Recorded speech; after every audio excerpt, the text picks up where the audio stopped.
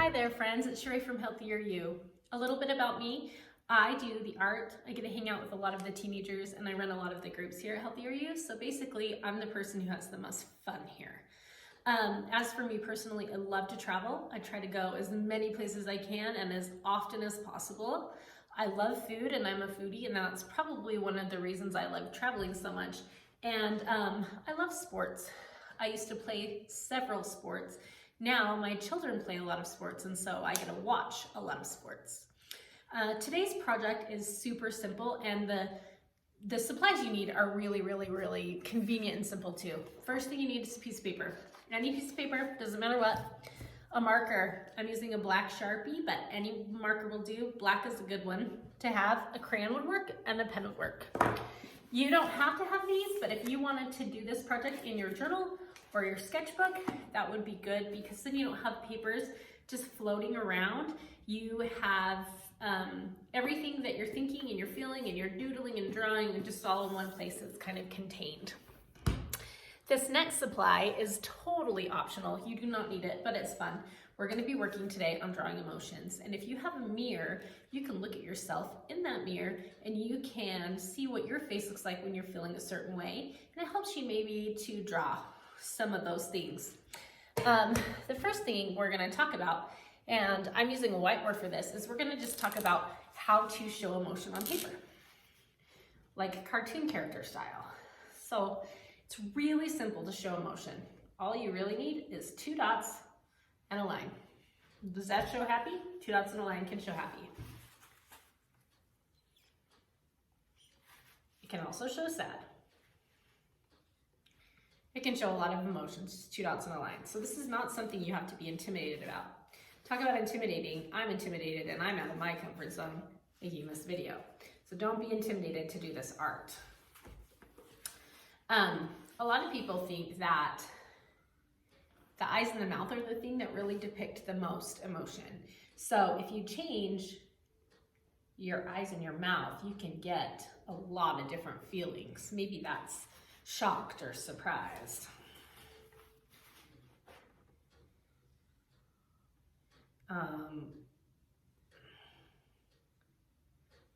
Maybe that's someone who's feeling kind of sick or even silly.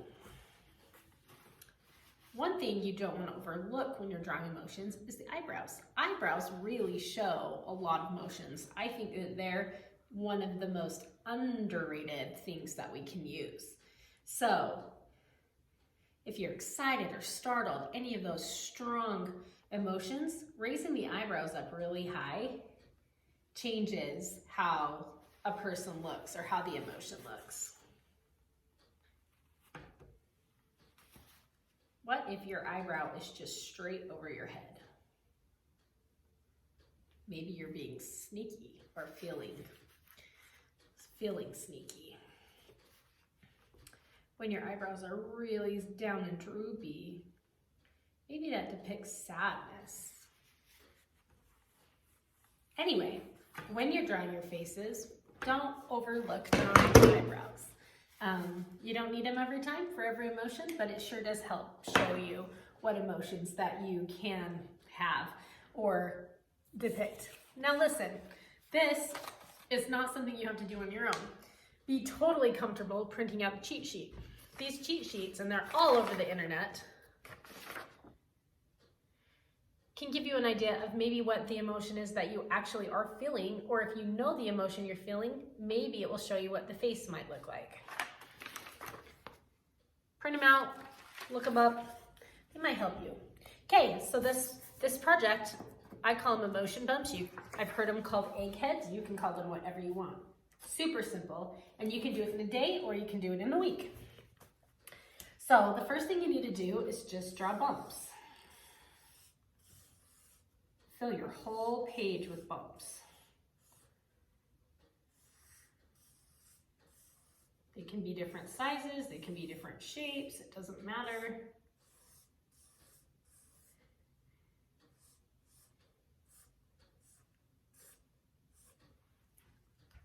Super simple and easy. Everyone can do this. Okay, so then why why would this be applicable for right now?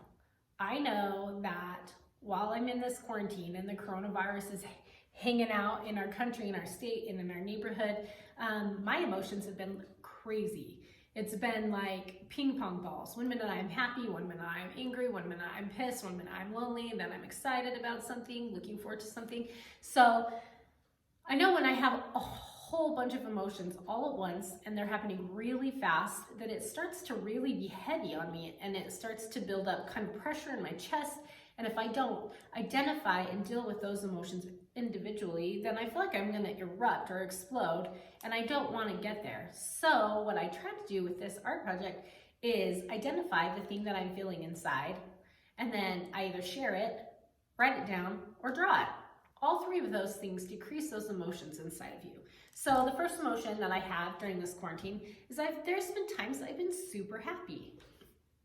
So I'm gonna draw happiness in one of my little eggs, and I'm gonna write happy. I'm happy because I have pretty grown up kids.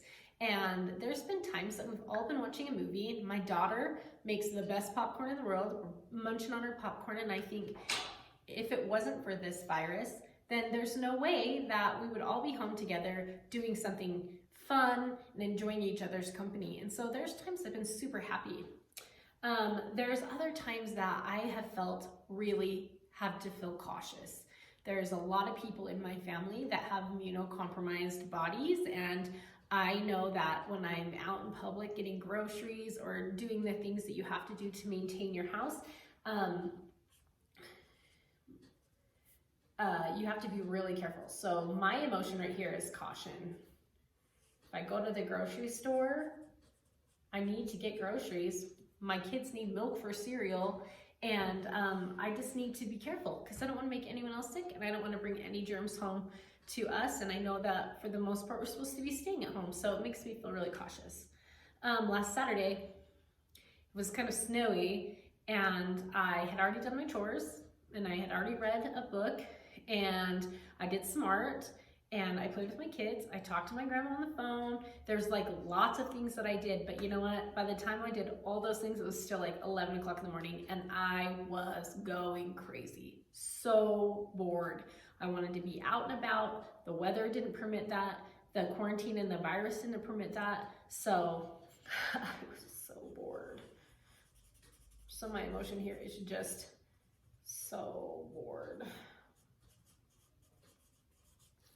Now, the goal with this art project is you're gonna find those emotions when you're feeling them.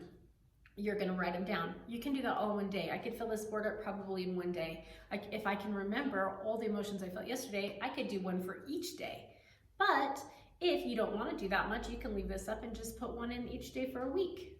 By the time you're done with this chart, you're gonna have, or this art project, you're gonna have an entire page filled with emotions, different emotions.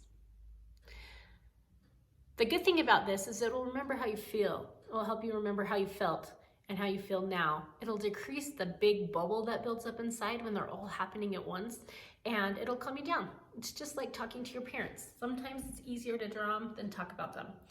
Adults, this is not too juvenile for you to do either. You'll be surprised how cathartic doing a little bit of art can be. One thing, if it's okay with your parents, if it's okay, we always want to be safe and we always want to have permission. But if you want to share your art online to this Healthier You page, you can see that you're not alone in feeling this way. Lots of kids are having these emotions. Lots of teens are having these emotions. Lots of adults are having these emotions. We are in this together. We share the commonality of the emotions we feel in our heart. And it's kind of good to see that we're not alone. Anyway, until next week, I'll be back with another art project. We'll see you. Bye-bye.